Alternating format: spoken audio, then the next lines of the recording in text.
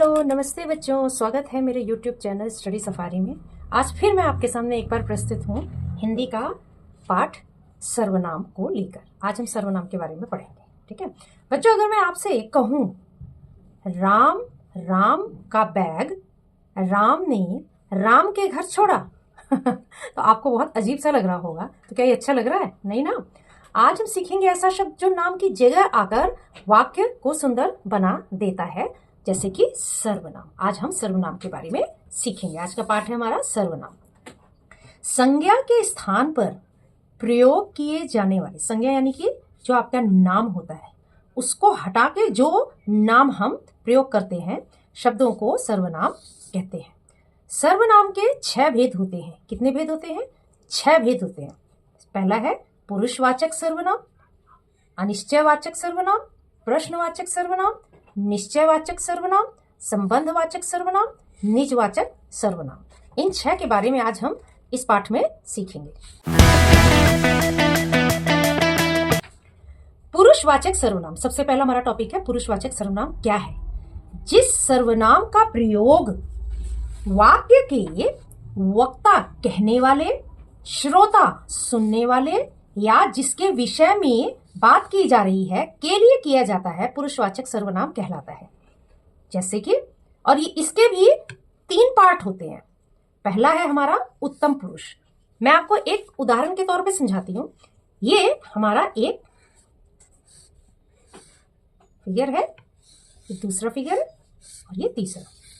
तो सबसे पहले हम पुरुषवाचक सर्वनाम में उत्तम पुरुष को जानेंगे, जिसको हम फर्स्ट पर्सन कहते हैं। First person.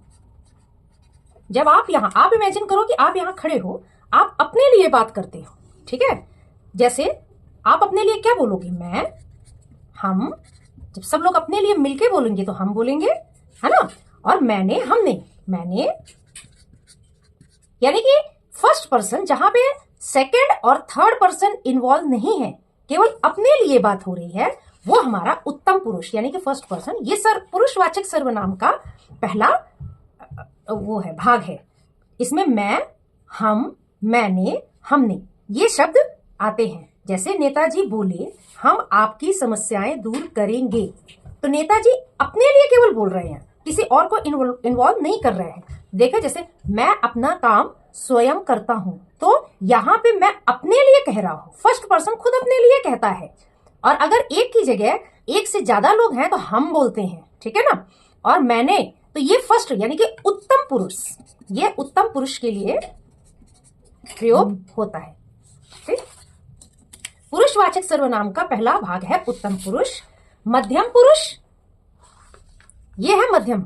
यदि आप किसी के सामने बात करते हो, तो आप जब अपने लिए बात करते हो तो आप फर्स्ट पर्सन हो यानी कि उत्तम पुरुष। जब आप सामने वाले के लिए बात करते हो, इसके लिए मध्यम पुरुष यानी कि सेकंड पर्सन। तो आप तुम या आप करके बात करते हो, वो आपके सामने खड़ा हुआ है। ठीक है। तो मैंने पूछा आप कहाँ रहते हैं। मैंने पूछा, मैंने क्या हो गया? ये तो उत्तम पुरुष हो गया। आप किसी से पूछ रहे थे यानी कि आपके सामने वो खड़ा है, तो आप क्या बोलते हो? आप कहाँ रहते हैं। तो इसको ही मध्यम पुरुष कहा जाता है। व्यक्तिवाचक सर्वनाम का ये दूसरा भाग है। इसमें तुम और आप आता है।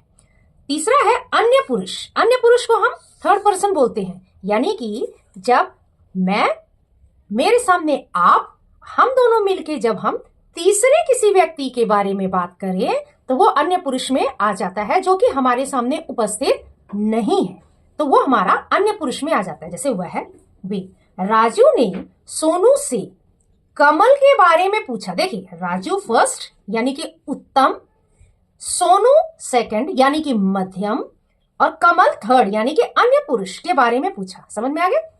वह कब आएगा? राजू ने सोनू से किसके बारे में पूछा? कमल के बारे में। अब कमल का नाम ना लेके वो वह कह रहा है, वह, तो ये वह जो है वो सर्वनाम हो गया। ठीक है। निश्चयवाचक सर्वनाम क्या होता है? हमारा अगला भाग है सर्वनाम का निश्चयवाचक सर्वनाम। देखिए बच्चों, व्यक्तिवाचक सर्वनाम के 3 भाग थे, उत्तम, मध्यम और अन्य पुरुष। निश्चय का मतलब ये होता है कि जिसके बारे में आप बिल्कुल निश्चित हैं। ठीक, जिसके बारे में बिल्कुल आपको कंफर्म है किसी पास या दूर की वस्तु, पास या दूर की वस्तु, स्थान आदि की ओर संकेत करने के लिए जिन सर्वनामों का प्रयोग किया जाता है वही निश्चयवाचक सर्वनाम होते हैं। मेरा घर यह नहीं वह है, तो यह देखिए पास के लिए हो गया और वह जो है दूर के लिए हो गया। यह से पास की, यह से पास की तथा वह से दूर की किसी वस्तु की ओर संकेत किया जाता है तो वो निश्चयवाचक सर्वनाम है। मतलब आप डेफिनेट है, आप डिमॉन्स्ट्रेटिव फॉर्म में बात कर रहे हैं। इसके लिए एक पहचान और करा देती हूं, आपने प्रोनाउन इंग्लिश में सीखा है, तो इंग्लिश में जब आप डिमॉन्स्ट्रेटिव प्रोनाउन की बात करते हो तो दिस, दैट, दीज, दोज, ये 4 शब्द आपने उसमें सीखे हैं। तो this, that, these, those, this और दीज पास के लिए, दैट एंड दोज दूर के लिए। यही यह, दिस, वह, दैट, और अगर यह की जगह यहां पे बहुत सारे हैं तो ये और दोस, वे, तो यही हमारे सर्वनाम हो जाते हैं जिसको हम निश्चयवाचक सर्वनाम कहते हैं। ठीक, नेक्स्ट है हमारा अनिश्चयवाचक सर्वनाम। अनिश्चयवाचक सर्वनाम का मतलब होता है जिसमें आप श्योर नहीं है, आप केवल अंदाजा लगाते हैं। ठीक, जिस सर्वनाम से किसी निश्चित व्यक्ति या वस्तु का बोध ना हो, यानी कि हमें पता ना हो, उसी को हम अनिश्चयवाचक सर्वनाम कहते हैं। कैसे? बेटा देखो बाहर कोई आया है, यू आर नॉट श्योर, यहां पे आप श्योर है ही नहीं कि कौन आया है, तो आप ऐसे ही तो बात करते हैं कि कोई आया है। तो ये जो कोई है ये अनिश्चयवाचक सर्वनाम के लिए कहा जा रहा है, उपयोग किया जा रहा है या प्रयोग किया जा रहा है। माँ दूध में कुछ गिर गया है, आप यहाँ बिल्कुल निश्चित नहीं है कि क्या गिरा है, केवल आप अंदाजा लगाते हैं और श्योर ना होके कुछ या कोई का, कोई सर्वनाम शब्दों का प्रयोग करते हैं, इसी को ही अनिश्चयवाचक सर्वनाम कहते हैं। अगला है हमारा संबंधवाचक सर्वनाम। संबंध का मतलब क्या होता है? दो संज्ञा या सर्वनाम, इनके बीच का संबंध, रिलेशन, वो हमारा संबंधवाचक सर्वनाम। जो सर्वनाम वाक्य में आए दूसरे संज्ञा या सर्वनाम शब्दों में संबंध बताए, वही हमारा संबंधवाचक सर्वनाम है। जैसे जिसकी लाठी उसकी भैंस, आप देखिए जिसकी और उसकी, ये लाठी का संबंध भैंस से बताया जा रहा है। एक ये मुहावरा है, इसमें आप देख सकते हो कि जिसकी उसकी, ये एक दूसरे को, एक दूसरे से संबंध बता रहा है कि जिसकी लाठी उसकी भैंस, ये संबंधवाचक सर्वनाम में आता है। इसमें अक्सर दो शब्दों के प्रयोग को देखते हुए हम पहचान कर लेते हैं, जैसे जिसकी उसकी। एक और मैं बता देती हूं कि जो परिश्रम करेगा, जो वह अवश्य सफल होगा। देखिए आपका परिश्रम का संबंध किससे है? आपकी सफलता से है।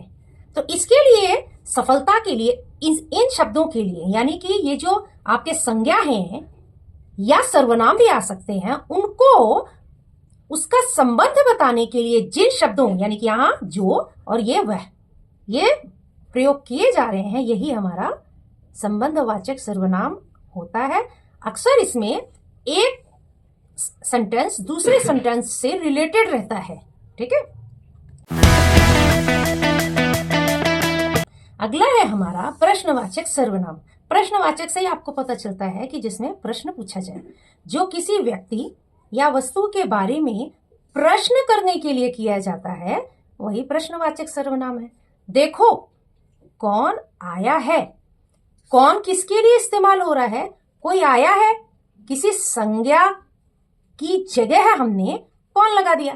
तो ये प्रश्न के भाव में हम पूछ रहे हैं। मैंने कहा कुरियर वाला है, तो कुरियर वाले के लिए हमने क्या, कौन आया है, तो आप प्रश्न करते कुरियर वाला है, तो इसके लिए हमने प्रश्न पूछा कौन। कौन जो है वो सर्वनाम हो गया। किसका सर्वनाम हुआ?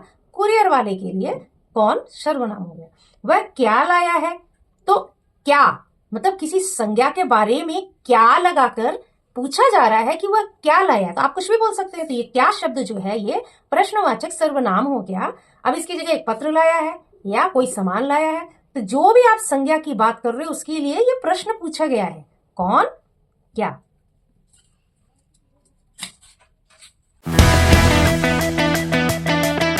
हमारा अगला है निजवाचक सर्वनाम, जो कि छठवां सर्वनाम है। इसका प्रयोग बोलने वाला स्वयं के लिए करता है। निज का मतलब होता है अपने खुद के लिए, रिफ्लेक्स होके वो काम आपके ऊपर ही जाएगा, या आप जो काम अपने खुद के लिए करते हो, या हम जो काम अपने लिए खुद के करते हैं, यानी वो रिफ्लेक्ट हो रहा है, रिफ्लेक्स होके खुद पे ही जा, जो बात कर रहा है उसी पे ही वो रिफ्लेक्ट होके जा रहा है, उसको निजवाचक सर्वनाम कहते हैं। जैसे आप, अपने आप, खुद, स्वयं, यही शब्द होते हैं जिससे हम निजवाचक सर्वनाम की पहचान करते हैं। मैं अपना काम स्वयं करूंगा, देखिए मैं अपना काम स्वयं करूंगा, ठीक, तो मैंने अपना काम स्वयं ही कर लिया है, तो ये निज हो गया है, मतलब खुद रिफ्लेक्ट होके मेरे ऊपर ही मेरा काम आ रहा है, तो वो निजवाचक सर्वनाम हो गया। मैं अपने आप घर चला जाऊंगा, तो मैं अपने आप घर चला जाऊंगा, तो यहां देखिए ये मैं को बता रहा है, तो ये हमारा निजवाचक सर्वनाम हो गया। अच्छा एक बात बताइए, मैंने यहां लिखा राम, ठीक, राम के लिए हम क्या सर्वनाम बनाएंगे? वह है, मैंने लिखा घोड़ा, घोड़ा के लिए क्या सर्वनाम हो सकता है? वह है राम और मोहन। इसके लिए हम क्या सर्वनाम बना सकते हैं? राम और मोहन अगर आपस में बात करते हैं तो हम बना लेंगे हम, अगर तीसरा पर्सन उनके बारे में बात करेगा तो भी, ये सर्वनाम हम प्रयोग करते हैं। चलिए एक हम वर्कशीट कर लेते हैं बच्चों, बहुत इजी है, आप सब लोग आराम से कर लेंगे। सर्वनाम के प्रकार पहचानिए। मैंने 6 सर्वनाम आपको बता दिए, कौन कौन से? व्यक्तिवाचक, निश्चयवाचक, अनिश्चयवाचक, संबंधवाचक, प्रश्नवाचक और निजवाचक, ठीक। ये सर्वनाम से आपको पहचान करनी है कि इसमें कौन से सर्वनाम लगे हैं। मैं अपना काम स्वयं करूंगा, ठीक, तो स्वयं क्या है? निज। जो ईमानदार होता है वही सम्मान पाता है। जो, इसका संबंध ईमानदार का सम्मान से है, तो ये वही सम्मान पाता है, ठीक है ना। जो और वही, ये क्या हो गया? संबंध, संबंधवाचक। कौन दरवाजे पर खड़ा है? इसका सबसे बड़ी पहचान तो है आपके, इसको देखते ही आप पता लगा लेते हैं इसका सर्वनाम शब्द क्या है? कौन। तो ये आपका हो गया प्रश्न वाचक सर्वनाम। यह मेरी कलम है। यह जरूरी नहीं है कि एक वाक्य में एक ही सर्वनाम आए, आप ये गलती बिल्कुल भी ना करें। देखिए, यह मेरी कलम है, यह मेरी, ठीक है ना। तो यह देखिए, ये भी सर्वनाम है और मेरी ये भी सर्वनाम है, दोनों ही है। तो यह मेरी कलम है, ये क्या है? व्यक्तिवाचक। व्यक्तिवाचक में कौन सा बताया था मैंने? व्यक्तिवाचक में 3 बताए थे, उत्तम, मध्यम और अन्य पुरुष। यह देखिए किसके लिए वो हो रहा है, किसके लिए इस्तेमाल हो रहा है? निश्चयवाचक।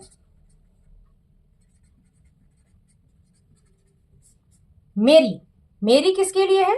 ये आपका उत्तम पुरुष, व्यक्तिवाचक का उत्तम पुरुष, मैंने सब बता दिया।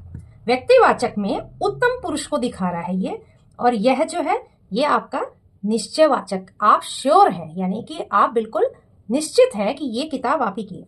राम खुद ही घर संभाल लेगा। खुद किसके लिए है? संबंध, सॉरी, निजवाचक।